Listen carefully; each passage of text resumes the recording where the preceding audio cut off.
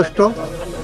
আমরা মনে করি এটা আবরার ফাহাদের বাবা আমার ডান পাশে বসে আছেন, উনি ন্যায় বিচার পেয়েছেন, গোটা জাতি ন্যায় বিচার পেয়েছে এবং এই ধরনের রায়ের মধ্য দিয়ে একটি রাষ্ট্র এবং সমাজ ব্যবস্থায় ডিসিপ্লিন আনার জন্য, ন্যায় বিচার নিশ্চিত করার জন্য যে ধারণা, বিচার বিভাগের যে ধারণা, সেই ধারণাটা প্রতিষ্ঠিত হয়েছে আবারও।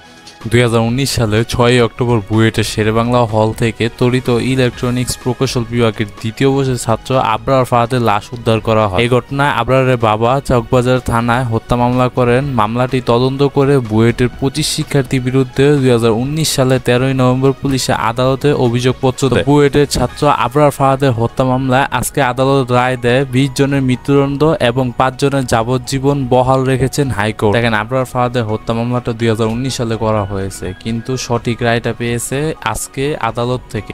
এই যে রায়টি হলো, এই রায়ের মধ্য দিয়ে আমাদের সমাজ ব্যবস্থার মধ্যে আসলে কি বার্তা আসলে, যে ঘটনাটি ঘটেছিল খুবই হিনিয়াস একটি ঘটনা ঘটেছিল বুয়েটের মতো প্রতিষ্ঠানে, সমাজ কি বার্তা পেল এই রায়ের মধ্যে?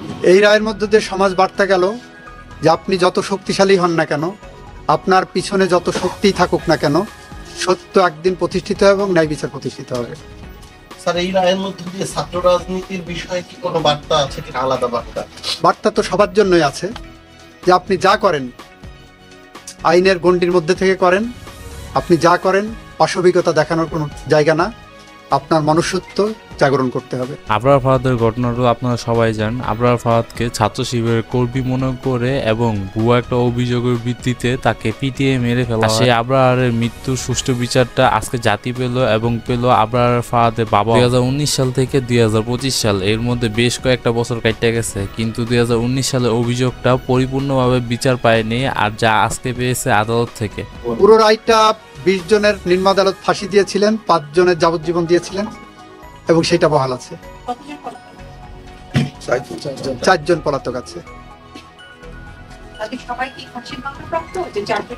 হ্যাঁ, জি জি।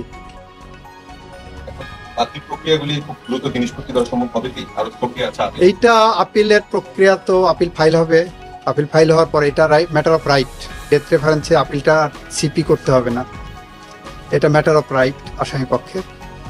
আপিল ফাইল করো, তারপরে আমরা প্রক্রিয়া কিভাবে আছে আইনগতভাবে আমরা দেখব। তো বন্ধুরা, আবরার ফাহাদের মৃত্যুর অভিযোগটা আজকে সুষ্ঠু বিচার পেল, আর আপনাদের কাছে এই বিচারটা কিরকম লাগছে তা অবশ্যই আমাদের কমেন্ট বক্সে জানাবেন। এছাড়া আবরার ফাহাদকে নিয়ে আপনাদের কি মতামত তাও জানাবেন। আর অবশ্যই ভিডিওটি যদি ভালো লাগে থাকে তাহলে লাইক, কমেন্ট এবং সাবস্ক্রাইব করতে পারেন। আর যদি মনে হয় ভিডিওটা শেয়ার করার মতো তাহলে শেয়ার করতে পারেন। তো এই ছিল আজকে ভিডিওটি, দেখা হবে নতুন কোনো ভিডিওতে। সে পর্যন্ত ভালো থাকবেন, আল্লাহ হাফেজ।